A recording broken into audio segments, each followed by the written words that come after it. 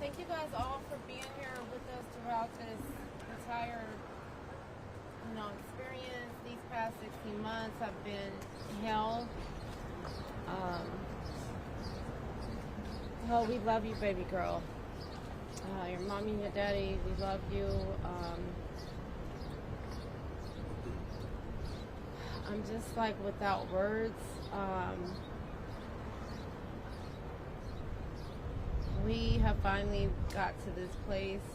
We made it through. This judicial system is very challenging. I've never been through nothing like this in my life. Her father and I have never experienced this. Who has ever lost a child in the most brutal way like this?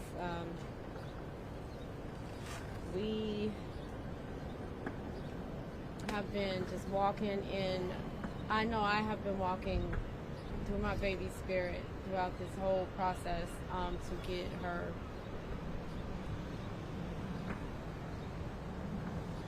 maximum form of, it's hard to say justice because there's really like no justice for us. Like she's not here with us, but I guess through the eyes of others who are still out there fighting and trying to get justice for their babies. Respectfully, I will acknowledge that we're very grateful and blessed that we are able to be at this point and have the justice for our daughter with the community. And thank you guys all so much. Everybody that's been here representing us and supporting us. Carlos, you want to talk? And it also gives comfort that all the lives my daughter has touched and impacted directly and indirectly. That's amazing. That ensures that she will live.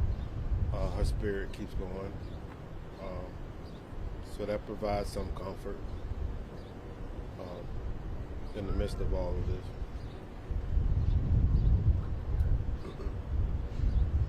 Yeah, definitely. Just to everyone, this has been very emotionally challenging and trying. Like now, it's like every week I look up, there's been another something. We just got the verdicts, now the sentencing. So like now I can finally like try to attempt to, along with my baby, Adriana and her father, we can try to attempt to start the healing. And the grief process, I know for myself, I have not really been allotted, like I've explained, to grieve.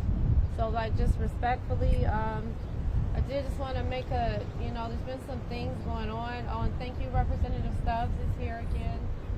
Representative Sheila Stubbs, as you all know, she's been doing some amazing things. I'm from Madison to get the Missing and Murdered Task Force going for our Black and brown women, indigenous women as well. So you will see her present with us all.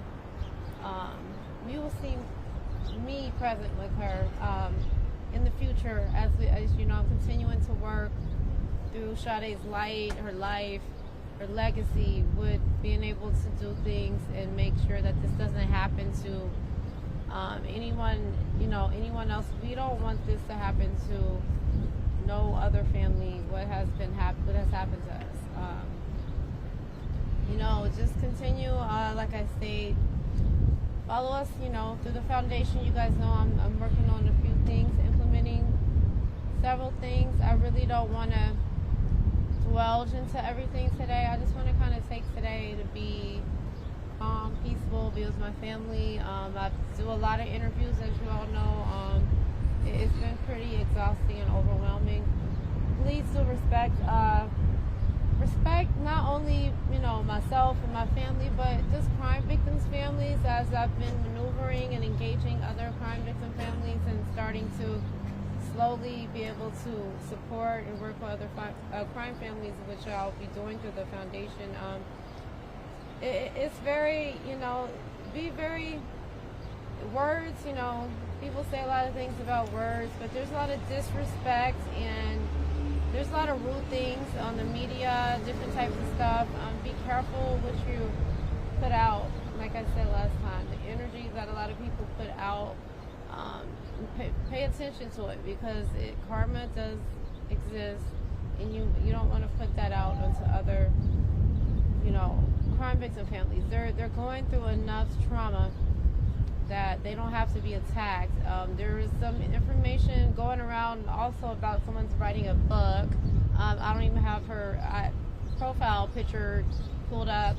Kiki, but no, that's my niece, Vicky. But like, she's like, I can't. There's too much things going on. I'm not going to be paying attention to all these things, but I am going to make it known that, do not move disrespectfully in my daughter's name, her legacy. No one will be writing any types of books or doing any type of things like that outside of me, her father, her sister.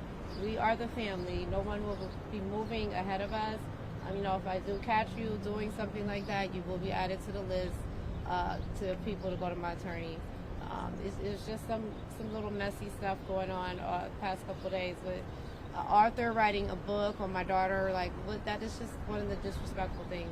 Like, can you let us get through the damn sentencing and get out the door?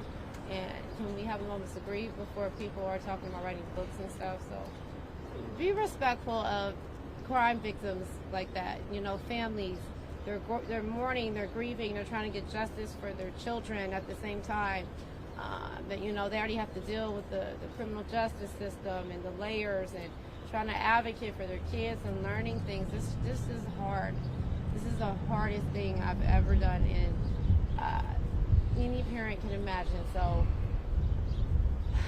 I'm not going to overtalk. I'm so thankful to all, my family, my friends, and I'm leaving. Let Carlos close it out. I'm done talking, Carlos. Well, I don't talk much.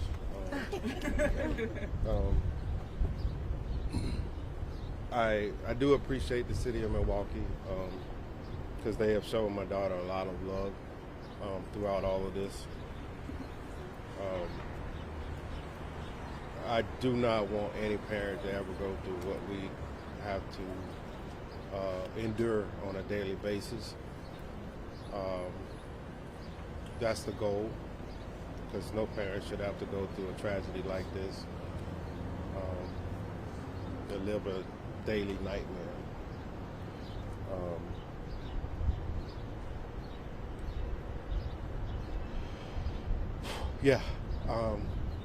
I don't talk much anyway, so I thank y'all and appreciate y'all. Yeah, thank you guys. Thank you, everybody. What do you guys, you heard his response. What do you make of his response about this whole case? He doesn't want to take responsibility for his actions. Like the judge said, that seems to be his MO. His whole life he's been living in a distorted reality.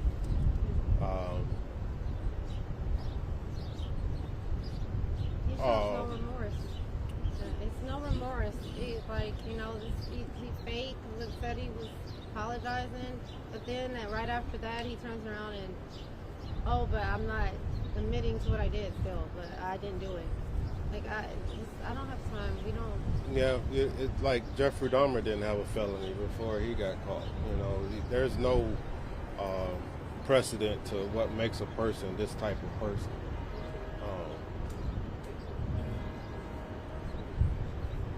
Just please be careful to all of the younger or older OG people dating and this new dating.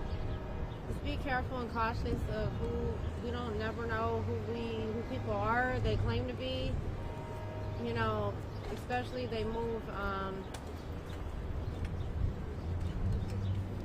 They're manipulative, and my baby's 19. She's a teenager still, literally legally an adult age, but they're still growing and learning, and then she's just doing like her sister said, nothing negligent, work hard, play hard. So she was just out, and I did want to announce, please, I don't need really anyone following up. There's been some stuff going on about the situations. My attorney isn't present today, but any follow-up questions, you guys can reach out to her. But I will be holding all entities associated, such as the bars, that would be Twisted and Dukes, that you will not be able to move around in the community, serving minors and not taking responsibility.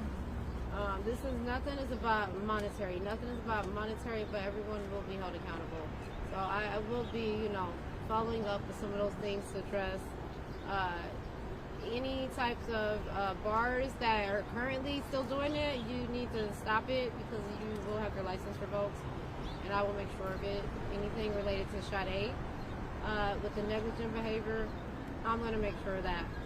I can't keep up with everything that's going on in the community, but we as a community, let's keep an eye out on each other's kids. Like if you're aware of individuals that are doing stuff that's not right, like they got to be called out. They got to be called out. See something, say something. Anderson's father's statement seemed a little bit different from his. What was your reaction to what he had to say?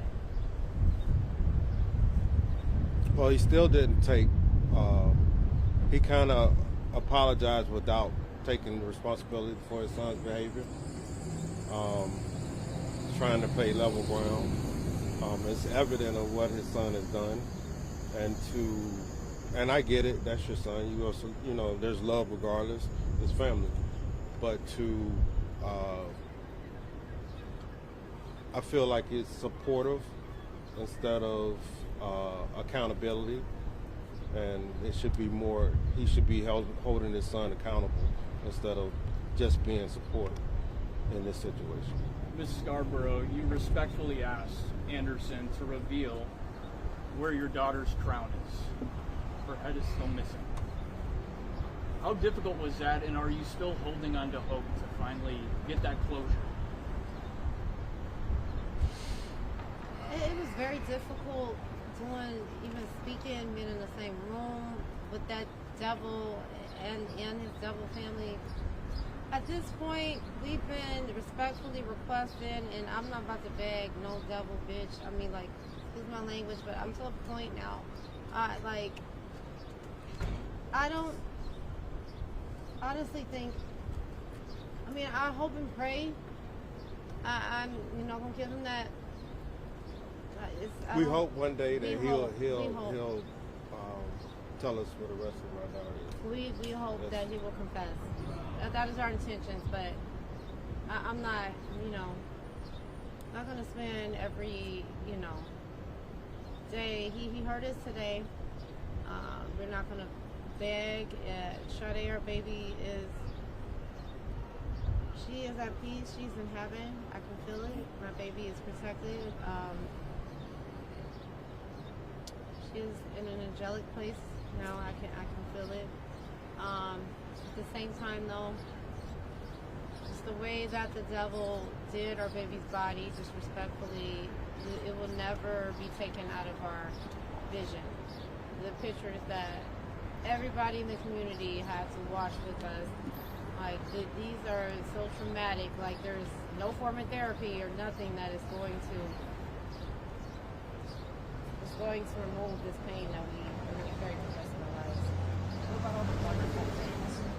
What about all the wonderful things that Judge Covello said about Sade? She acknowledged a lot of things that she had learned about her daughter in the past several months. What did you feel like to hear that? It's an honor. I mean, it's an honor knowing that our baby still to this day, for even the strangers, like prior to Judge Covello taking on this, she didn't know my baby outside of what she's experienced as a judge. And, she's been a very good, respectable judge. I like how she plays very fair. Like she's listened to both sides. There were things that took place at times, when we had to be here for so many hearings, unnecessary laptop requests, it's like irrelevant. Like all of this time and energy, you guys can imagine these past 16 months having to pop up here 2 and 3 times a month, like inconveniencing. Like there is no normalcy. Like we have not had unnecessary. There's a lot of unnecessary hearings that is dragging us as a family out. Again, like, why did you take us through this trial? Like, why did you? There's a lot of that, yeah. But it's very honorable to have strangers be able to feel our daughter's her energy, her power, and I guess that kind of gives me like a form of peace to say, to maybe begin to start. I know Sade will want us to be able to move on, not beat ourselves up every day. But yeah, you know, it feels guilt for me personally. Like, I just feel guilt that I don't deserve to live anymore. Like, I have to stay here I have to be here for Adriana. I have to do certain things. I have to, there's a calling for working with Representative Stubbs and these other missing and murdered black and brown women. Like, I've been pulled in place and called to be certain places that I never imagine I would be at or asked to be at. But again, I'm walking in Sade's spirit. Everything is approved through her. I'm walking through her approval and just taking it one day at a time. I'm very thankful for the support in the community and the blessings. Ms. Scarborough, your younger daughter, Adriana, spoke. She had a pretty lengthy statement. Did she request to do that? And what was kind of the process to have that emotional statement? Yeah, so Adriana has been very present in everything since day one. From when the detectives came out, they were looking for us, looking for Sade, I'm sorry. Adriana has been very present. She's been very supportive. I could not have done a lot of things without her, from retrieving the passwords to knowing this to speeding things up to how we are at. Yes, everything that I maneuver in the case, like with the leads, I've been trying to allow Adriana to not have to, she's already dealt with so much grown-up stuff. She's 17. Can she enjoy her last year of normal high school? Possibly. It's never going to be normal. But yeah, anything that she requests to be a part of, she's been right there present. I allow her to be present. She does this on her own. These words come from her own heart. This is my first time hearing them from Adriana. I'm so proud of her. She is above and beyond, and she holds a lot in. She's and they were really, really close. Oh, yes. Carlina loved Oh, Adriana. yes. Really. That was her best friend. Like, Sade was her voice. Like Adriana said, Adriana has been learning so much independent vocal, speaking for herself. She's been doing a lot through her sister. Oh, sorry. I apologize if it's already been asked. I just kind of wanted to know what was next for the civil case. I know the lawsuit against Dukes and Twisted was dismissed last week. What's next for your civil suit? Yeah, my attorney Verona is not here, so I'm gonna let her speak. She should be present soon, so I'll let her address those things. I was kind of saying I'm just kind of maxed out, with all these interviews, but you guys will definitely be aware of how we move and what's going on. I did just mention to them, Bria, that, this isn't so much about monetary, ain't nothing, there's no limit on no value of what my daughter's life, the loss of things that we have had to endure. There is no monetary amount on that, but as far as those bars that will be held accountable, I was saying we as a community need to hold all of the individuals that are doing negligent things, like serving minors and things of that nature related to, being in clubs and sex trafficking and all that type of stuff and missing women and girls. I will be holding them accountable. I would like their licenses shut down. They are clearly have been seen on camera through the whole world, through the streaming. Twisted Fishermen's and Dukes. So I will be addressing those things, one thing at a time. Although you may have seen some things drop, that doesn't mean that situation is not being dealt with.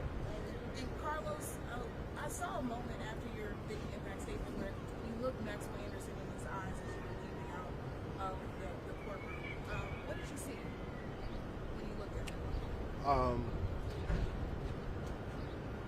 I think that's the first time we actually made eye contact. I kind of saw remorse in his eyes, but I still have a lot of hatred in my heart for that individual. It's hard for me to be compassionate at all. But I did see some remorse there. Thank you. In what ways would you say you saw remorse? Because I know Judge Rebello, she said she saw it now, but what did you see?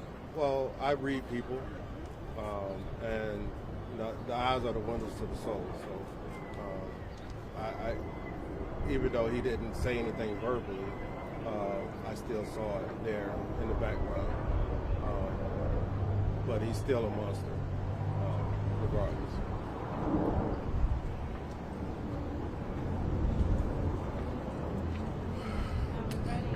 Thank you guys. Thank you everybody for being here and supporting us. Thank you. Thank you guys.